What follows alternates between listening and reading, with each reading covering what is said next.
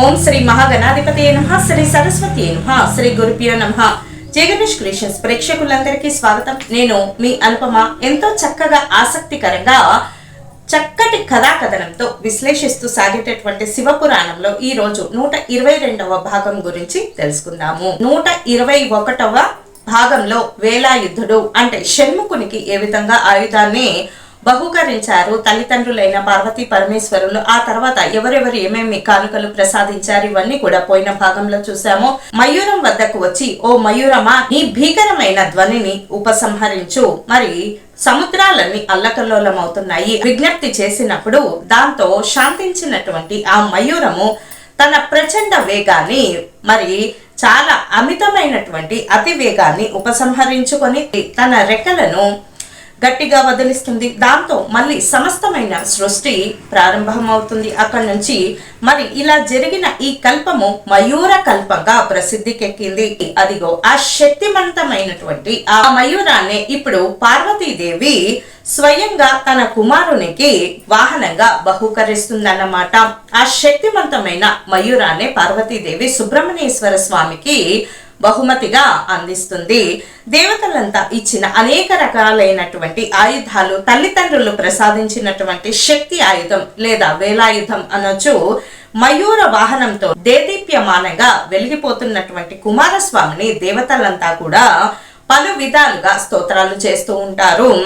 షడ్వక్త్రం శిఖివాహనం త్రినయనం చిత్రర్భరాలంకృతం శక్తిం వజ్రమసిం త్రిశూలమభయం కేటం ధనుశ్చక్రం పాశం కుక్కుట మాంకుశం చ వరదం హస్తైర్ద దానం సదా ధ్యాయే దీప్సిత సిద్ధిదం శివసుతుం స్కందం సురారాధితం ప్రథమో జ్ఞాన శక్త్యాత్మ ద్వితీయ స్కంద ఏవ చ అగ్నిగర్భ స్మృతి యాస్తు బాహులేయ చతుర్ధకః గాంగేయ పంచమః ప్రోక్తః షష్ఠ శరవణో భవః సప్తమ కార్తికేయశ్చ కుమారష్టామః స్తదః నవమః షణ్ముఖః ప్రోక్తః స్తారకారిః స్మృతో దశ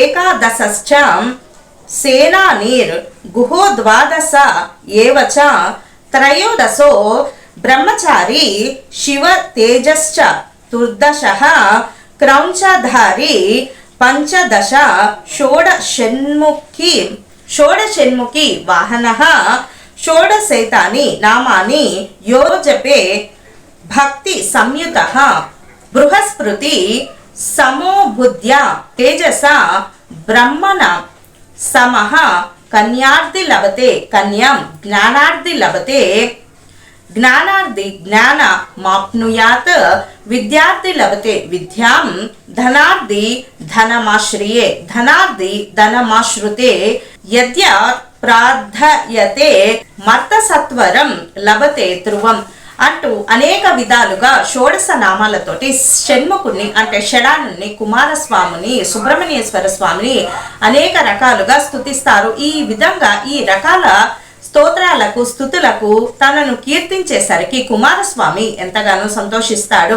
అనంతరం షణ్ముఖుడు షడాననుడు అత్యంత వినయంతో తల్లిదండ్రులను నమస్కరించి సమీపించి భక్తితో నమస్కరించి, మాతాపితరులారా, నా మీద ఉన్న అపార వాత్సల్యంతో మీరంతా నాకి సేనాధిపత్యము అప్పగించారు.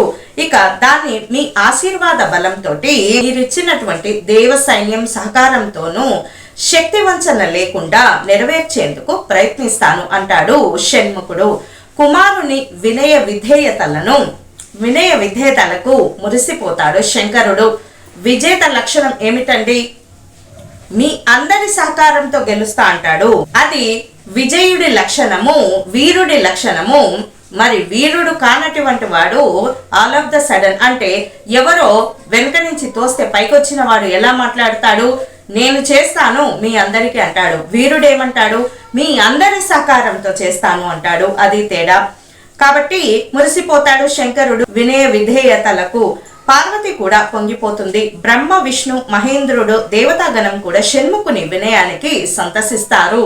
వినయమే ప్రధానమైనటువంటి ఆస్తి అని చెప్పుకోవాలి. అనంతరము పరమేశ్వరుడు కుమారస్వామిని చూసి, కుమార, ఇక నుంచి నీవు దేవతలందరినీ కూడా రక్షించే బాధ్యత వహించాలి. అలాగే దేవతలు, మునులు, అమాయకులైన ప్రజలను పీడిస్తున్నటువంటి, హింసిస్తున్నటువంటి రక్కసి మూకను, రాక్షస మూకను తరిమి కొట్టాలి, మట్టు పెట్టాలి. మరి చాలా వివేకంతో పని చేయాలి. ఆవేశం ఎంత మాత్రం పని చేయదు. చాలా వినయంతో, వివేకంతో పని చేయాలి. అందులోనూ ముఖ్యంగా తారకాసురుడనే అసురుడు విజృంభించి లోకాలను అల్లకల్లోలం చేసి పాడేస్తున్నాడు. వాడిని వెంటనే సంహరించాలి.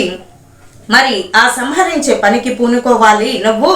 కేవలం ఇదంతా నీ వల్ల మాత్రమే జరుగుతుందని కుమారస్వామికి తల్లిదండ్రులు, ఇతర దేవతాగణము, ఇక అందరూ కూడా సామాన్య జనము అందరూ కూడా ఇలా మరి తమ తమ ఆందోళనను, మరి తమకు కలుగుతున్నటువంటి అసౌకర్యాన్ని తారకుని సంహరించే పనికి పూనుకోవాలని మరి గుర్తు చేస్తూ ఉంటారు కుమారస్వామికి. ఇక ఇదంతా కూడా మయూర వాహనుడు, సుబ్రహ్మణ్యేశ్వర స్వామిని మయూర వాహనుడు అని అంటారు. 122వ భాగం, 123వ భాగంలో సమర యత్నాలు ఏ విధంగా మరి తారకాసుని సంహరించేందుకు సమర యత్నాలు, ఏ పని చేయాలన్నా వ్యూహాత్మకంగా ముందుకు వెళ్ళాలి కాబట్టి, మరి ఇది పెద్ద యుద్ధం కాబట్టి ఏ విధంగా యత్నాలు చేయాలి, ప్రయత్నాలు చేయాలి అని ఆలోచిస్తూ ఉంటారు. మరి ఆ విధంగా తర్వాత కథ ఏం జరిగింది అనేటటువంటి విషయము తదుపరి భాగంలో తెలుసుకుందాము. నేను మీ అనుపమ. అందరం ఆనందంగా ఉండాలి, అందులో మనము ఉండాలి అని కోరుకుంటూ లోక సమస్త సుఖినో భవంతు, సర్వే జన సుఖినో భవంతు. స్వస్తి.